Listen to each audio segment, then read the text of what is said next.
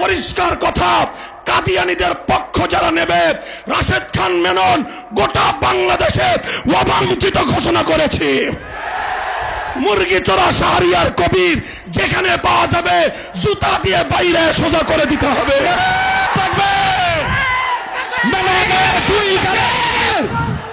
জুতা মারো তালে তালে, শাহরিয়ার কবিরের দুই গালে জুতা মারো তালে তালে।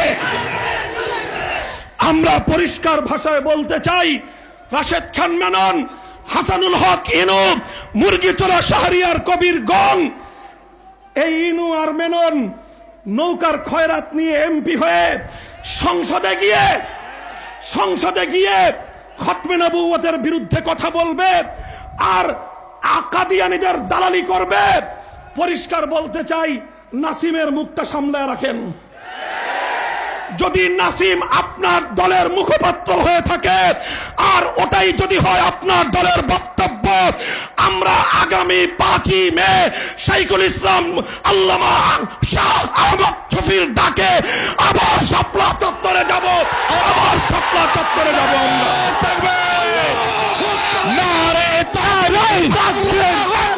ইসলামের শত্রুরা হুঁশিয়ার সাবধান, সাবধান। বসেন, কথা হবে আজকে পরিষ্কার। এটা আল্লামা আহমদ শফির দেশে কাদিয়ানীদের দালালি করে সংসদ ভবনে কাউকে থাকতে দেওয়া হবে না। যদি আরেকটা যুদ্ধের প্রয়োজন হয়, আবার শাপলা চত্বরে যেতে কারা কারা প্রস্তুত? সপ্তাহের মধ্যে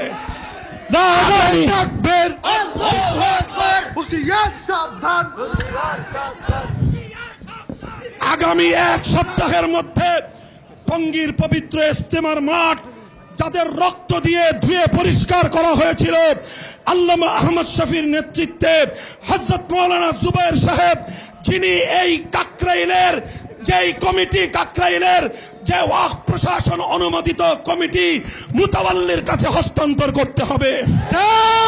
আমরা ধৈর্য ধরেছি, আরো ধৈর্য ধরতে চাই, কিন্তু যদি আল্লামা আহমদ শফি, জুনায়েদ বাবু নগরী যদি আমাদেরকে আগামী জুমা ইজতেমার ময়দানে গিয়ে আদায় করতে বলেন, যে কোনো মূল্যে রক্তের বিনিময়ে, রক্তের সাগর পাড়ি দিয়ে সেই জুমা কামিয়াব করতে নাসরুম মিনাল্লাহি ওয়া ফাতহুন করিব। দেখা হবে আবার যুদ্ধের ময়দানে ইনশাআল্লাহ।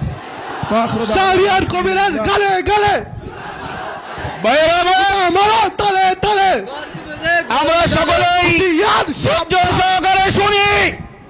আমাদের উত্তরা টঙ্গী এলাকার উলামায়ে কেরামের পক্ষ থেকে মামুনুল হকের কণ্ঠে কণ্ঠ মিলিয়ে বলতে চাই, উত্তরা এলাকা এবং টঙ্গী বৃহত্তর টঙ্গীর উলামায়ে কেরাম ইনশাআল্লাহ সব্রাগ্রে নেতৃত্ব দিয়ে টঙ্গীর ময়দানকে নিষেধাজ্ঞা মুক্ত করবেই ইনশাআল্লাহ।